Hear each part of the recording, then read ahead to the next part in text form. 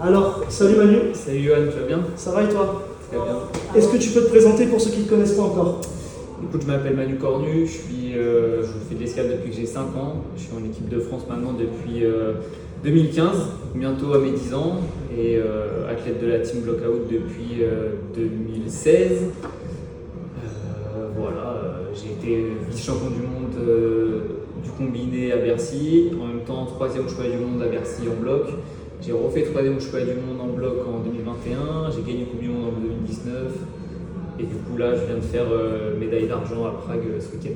Bah, félicitations déjà pour la médaille. Merci. Ça fait un beau palmarès aussi et puis ça vient s'ajouter au reste. On commence à avoir fait des choses. Ouais, c'est sûr. Alors, quelle a été ta prépa en amont de la compétition? Écoute, on a préparé la compète donc cette année, je reviens de blessure, donc on a eu une préparation qui a été décalée. Après on a eu un break avec les JO.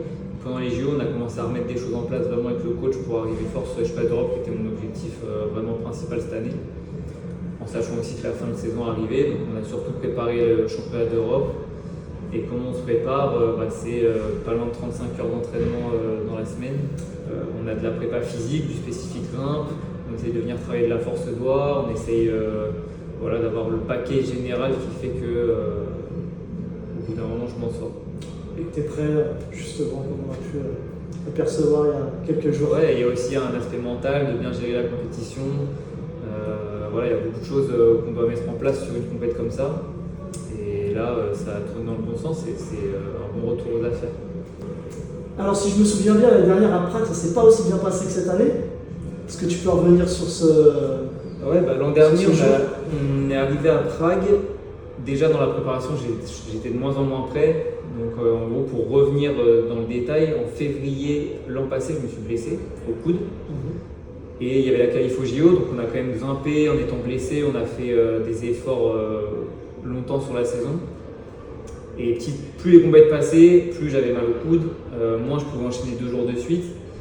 Et on est arrivé à Prague. C'est une des rares fois, c'est la seule fois de ma vie où pendant un tour, je me suis dit après le bloc 2, allez ça y est, j'en ai marre, je veux rentrer chez moi. La fin du tour, ça a été un enfer à vivre. Je l'entends bien. Et je suis sorti du tour et je suis allé voir mon coach, je lui ai dit bon allez Nico, ça y est pour moi, on arrête. En tout cas, dans la situation actuelle avec le coude et tout, c'était plus possible. J'étais pas heureux d'être là, j'avais pas le niveau, beaucoup de choses n'allaient pas. En plus, ça fait que je peux prendre la place d'autres gars qui mériteraient d'être en compète. Donc j'ai mis un terme à la saison directement après le tour. Et puis voilà, on a du coup beaucoup plus géré à ce moment-là le côté médical, essayer de récupérer ce coup le plus vite possible parce que je sais pas, le monde arrivait. Mais à ce moment-là, je pouvais plus continuer. Comment justement tu as su rebondir avec les JO qui arrivaient, les autres compétitions et puis le retour à Prague? Comment tu as su rebondir justement? Les JO, il a fallu faire le deuil du projet parce qu'à un moment donné, c'était évident que j'étais plus dans les meilleurs de l'équipe qui pouvaient se qualifier. Je sais que les gars ils étaient en forme et qu'il y avait moyen qu'ils aient cherché leur place et les 2 l'ont fait.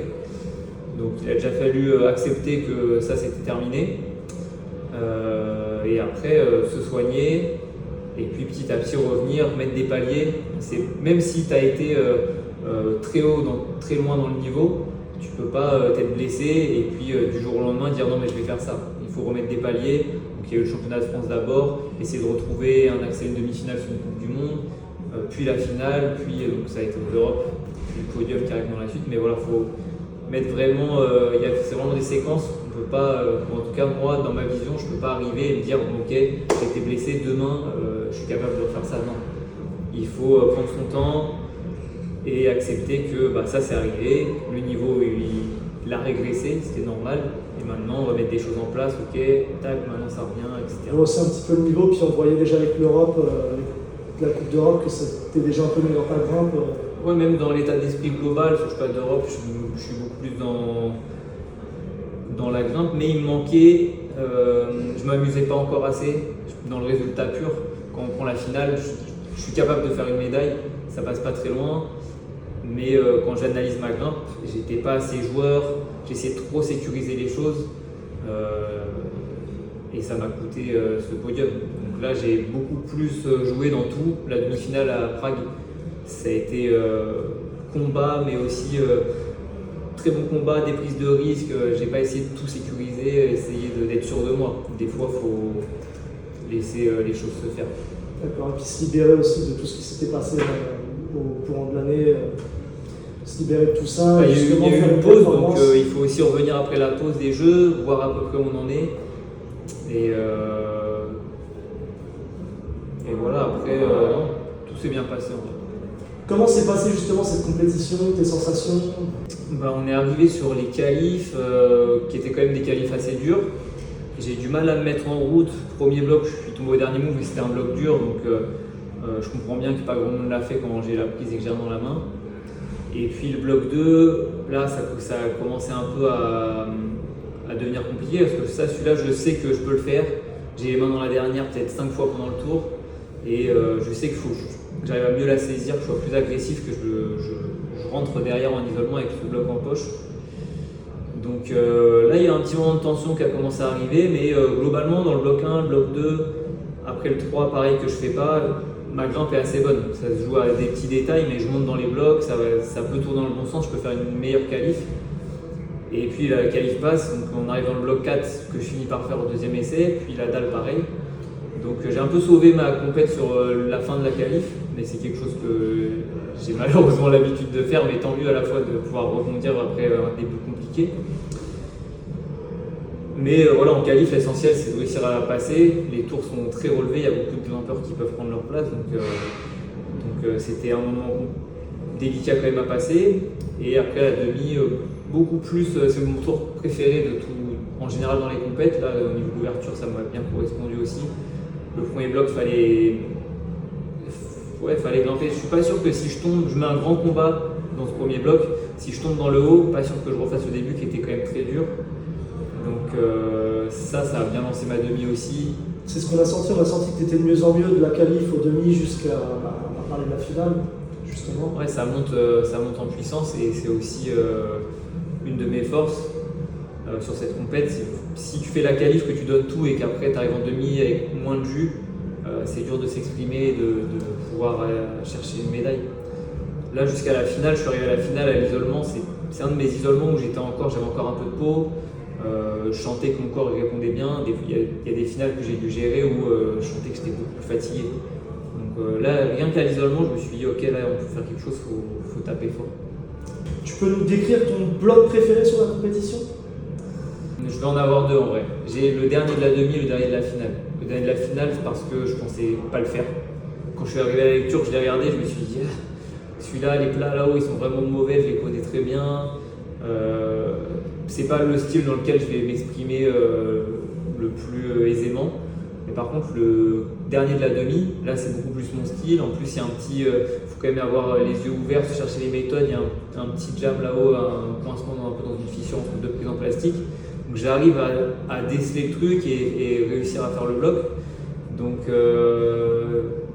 tu vois, il y en a un, c'est mon anti-style et je le fais quand il faut faire la médaille. Donc il y a quand même quelque chose de très important, positif pour moi. Et il y a le bloc plus dans mon style où j'arrive à m'exprimer, prendre ma qualif pour la finale. Donc voilà, c'est deux moments importants. Ah, je vais te donner ces deux-là. Et justement, sur ce dernier bloc, tu me dis que tu pensais pas le passer et il reste peu de temps, tu te lances dedans. Qu'est-ce qui se passe dans ta tête justement? Dans ce dernier bloc, je suis. En vrai, le premier run que je mets qui est assez bon, où je monte là-haut, il prend toute mon énergie. Je descends, je me dis, j'arriverai pas à en C'est mettre ce qu'on a un. pu voir. Ouais, ça se voit sur la vidéo, je suis essoufflé. On le sent, ouais. Donc, et puis j'avais un doigt en sang, j'avais un vrai trou dans On a le doigt. le strap aussi que tu as fini par jeter. Donc j'ai enlevé le strap pour avoir plus d'adhérence. Et j'ai pris le temps de me reposer au mieux, j'ai bu de l'eau, j'ai essayé de me refocaliser. Je remets un run où je tombe tout de suite en essayant d'aller à la zone et je sens que j'ai moins de force. Je reprends un peu mon temps, mais je sens que je récupère pas vraiment sur le tapis. Et il me reste, je dois regarder le chrono, il me reste une 27, je dois partir un peu après, une 20. Et à ce moment-là, en vrai, je me dis, bon, je vais le mettre pour le public. J'essaie de penser, de me dire, bon, vas-y, je vais jouer, je vais en mettre un dernier pour le public. J'aimais bien ce move où il fallait quand même mettre l'effort. Impressionnant. Et je me dis, allez, j'en mets un. Mais franchement, même quand je pars, je me dis pas que je vais le faire. Par contre, quand je prends la zone, et je vois comment je tiens ce coup-là, je suis peut-être plus dans le pied aussi. Je me dis, peut-être que je peux le faire, je fais ce move que je n'avais pas fait, et petit à petit, là, les idées elles disparaissent, c'est plus moi qui me contrôle. Il commence à avoir un petit monstre en moi qui prend le truc, et je sais même pas comment j'ai fait la fin du bloc. Je me réveille, je suis héros comme ça, en train de célébrer, quoi. Normal. Ouais. Normal. Tu peux nous dire ce que représente cette deuxième place à ce moment de ta carrière? Bon, déjà, j'en suis très fier. Ça vient récompenser un travail vraiment très long. Il y a eu beaucoup de moments tristes, relous, de blessures, de se dire bon, bah, ça y est, ça commence à sentir pas bon quand même. Il y a des gens qui m'avaient enterré. Il y a des moments où moi-même j'ai commencé à m'enterrer. Mais bon, ça reste que je suis à l'entraînement avec Oriane où j'essaie de la pousser, lui apporter une vision un peu de l'expérience que je peux avoir. Donc tout ça, j'essaie de pas trop le montrer. Je sais que j'en parlais avec le coach et il me connaît assez bien pour savoir qu'il y a des moments qui ont été compliqués. Donc, et puis j'ai été là aussi pour les autres, pour essayer d'apporter les choses en essayant de mettre ça de côté et garder une image positive. C'est ce qu'on a vu depuis les JO, tu étais très présent avec l'équipe de France où justement tu as mis ton toit de côté justement et tu as été peut-être un peu plus altruiste et puis ça récompense un peu aussi le reste. Ouais, je vais beaucoup agir comme ça. Je vais essayer de... Tu vois, il y en a, ils vont parler de karma, mais ces bonnes actions, je sais qu'à un moment donné, si je les fais, c'est que tu es dans une bonne démarche, tu es dans un bon mood. Je les ai pas fait pour me dire tiens, peut-être on va me le rendre. Mais par contre, quand tu fais ça, c'est que tu es en paix, c'est que tout va bien. J'aurais pas pu le faire aussi quand j'étais jeune, tu vois, j'avais une autre vision des choses. Donc c'est aussi de la sagesse peut-être. Et tout ça m'a amené sur ce podium. Est-ce que c'est grâce à tout ça? Ça en fait partie en tout cas. Les gens diraient. Dans ma tête, je vais garder que oui. Exactement.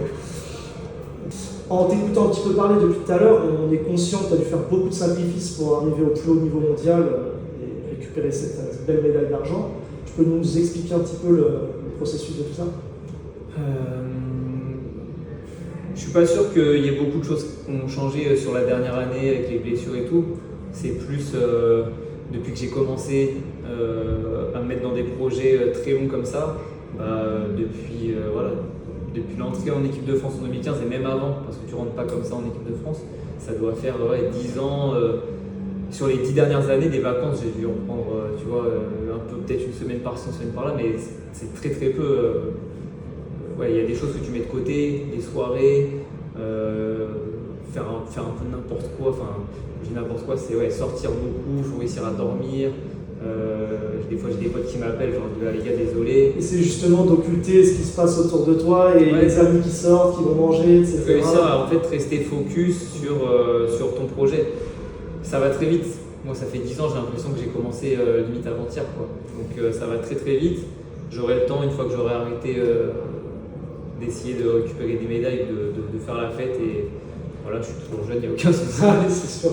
Tu auras le temps de profiter après. Et voilà, donc les sacrifices pour moi, c'est surtout sur vacances, sorties, la bouffe, essayer de dormir le mieux possible. Dans le côté de la grimpe.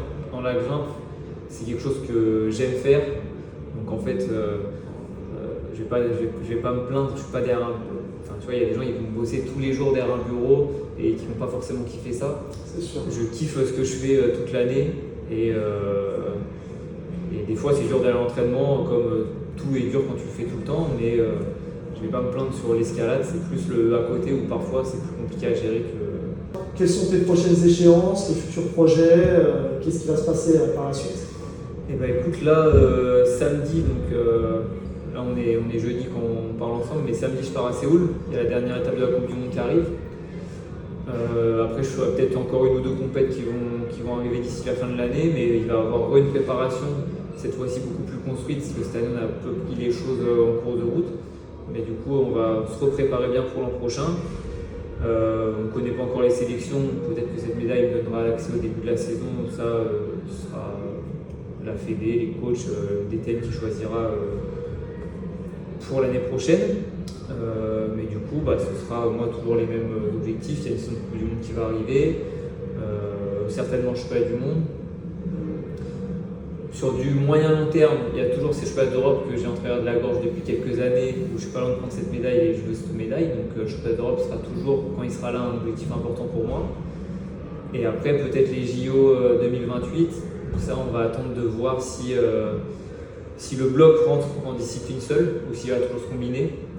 Et de là, au moment venu, on aura une discussion avec le coach de savoir ce qui. C'est quand même dans un coin de ta tête.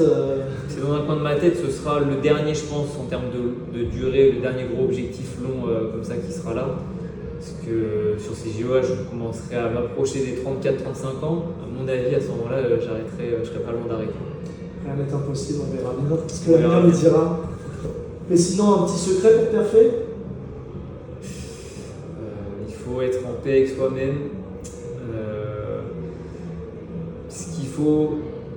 Il y a un truc qui est quand même dans la compétition, dans ce qu'on fait nous, c'est qu'en vérité, c'est toi et le bloc. Donc si toi, t'es pas en paix, que t'arrives pas à vraiment prendre les choses comme elles doivent être et que tu te mets en concurrence un peu avec les autres, là ça va pas marcher parce qu'en fait, la réalité c'est que toi tu dois faire la performance avec le bloc qui est devant toi. Donc peu importe ce que vont faire les autres, ce qu'il faut c'est que tu réalises la meilleure performance possible entre toi et le bloc. Et à côté de ça, mon secret pour perfer, je pense que quand je vois les gens qui grimpent tu vois, hier on était sur les tapis ensemble, il y en a, dès qu'ils mettent un essai, ils sont tout de suite dans l'énervement, ils n'arrivent pas à comprendre ok pourquoi je suis tombé, et dans cette démarche tout de suite de compréhension, ils s'enferment en fait dans l'énervement et c'est sûr que l'essai d'après ne va pas être bon. Donc il faut accepter de tomber. Jamais de la vie tu vas arriver dans la salle et tu ne tomberas dans aucun bloc. Donc accepter de tomber, c'est normal, ça fait partie de notre sport à 90%. Mais par contre, quand il y a une chute, essayer de comprendre le mieux possible pourquoi tu es tombé, qu'est-ce que tu peux mettre en place, qu'est-ce que tu as loupé. Et on a vu sur ce final, il y a des moments où j'ai complètement changé de méthode, j'ai cherché à ouvrir plus. Il faut être là-dedans dans une recherche permanente de ok, est-ce qu'il y a quelque chose que j'ai pas vu, est-ce que j'ai peut-être manqué quelque chose, et du coup mettre des runs à 100% et quand tu tombes, trouver d'autres solutions. Parce que justement, si on s'énerve, ça peut bloquer la réflexion et ça crée de la frustration, de la tension. On est maintenant beaucoup dans une époque où il faut quand même apporter du relâchement pour réaliser certains blocs. Donc si on rentre dans de la tension, en fait, c'est pas très bon pour la perf. Est-ce que tu peux nous parler de ton rapport avec Blockout justement? Écoute, je suis arrivé à Blockout en 2016. J'ai un lien qui est particulier avec Jérémy Lemo, qui est le responsable des ouvreurs dans toute la France, de la structure escalade et de ce qui va avec en fait.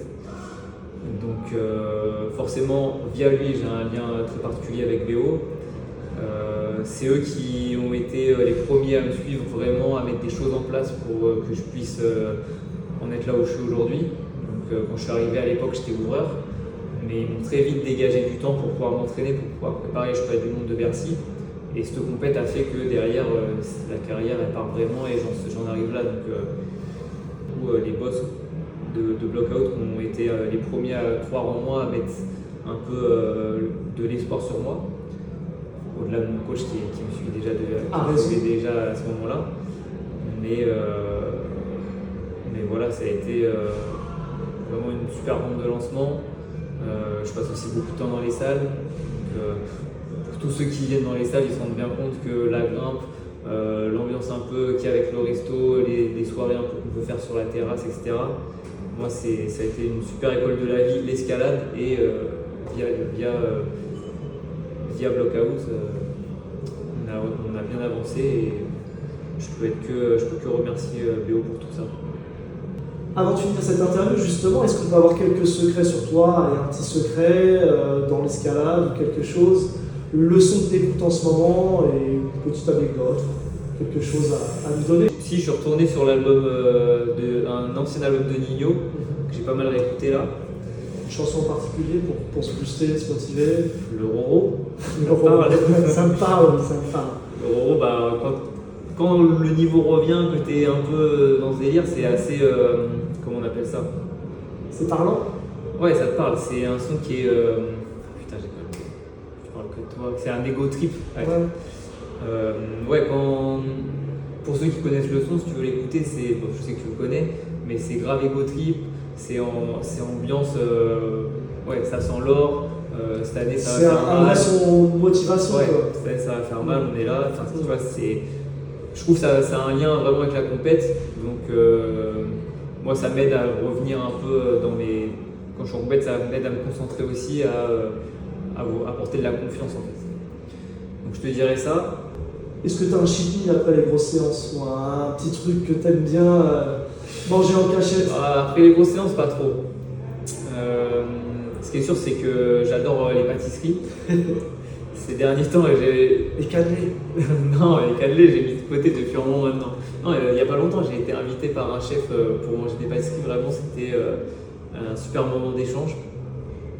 Et au-delà de ça, c'était très très très bon. Donc, mon cheat meal que j'ai en tête là, c'est ça. J'ai envie d'en manger une. Pâtisserie. Mais non, c'est plus après les compètes un peu, ou fin de saison pour un peu voilà, relâcher la pression sur certaines choses. Mais après les grosses séances, des fois tu fais un bon boulot, c'est pas pour le briser juste après. Donc on essaye de gérer au mieux pour qu'il y en ait le moins possible. Plutôt réglette saillante ou grosse toute presse? On presse. Dalle, dévers, Dalle. talon, contrepointe, Talon, hein. abdos, pectoraux. Abdos. Ce sera tout pour moi. Merci Manu et on se Merci à retrouve toi. au plus vite. On Ouais. espère bien d'autres médailles et que le chemin. On part à Séoul là dans 2 jours, donc on verra bien comment ça va se passer Bon là-bas. vent à toi et bon courage. Merci. À bientôt. Au revoir. Allez, à bientôt.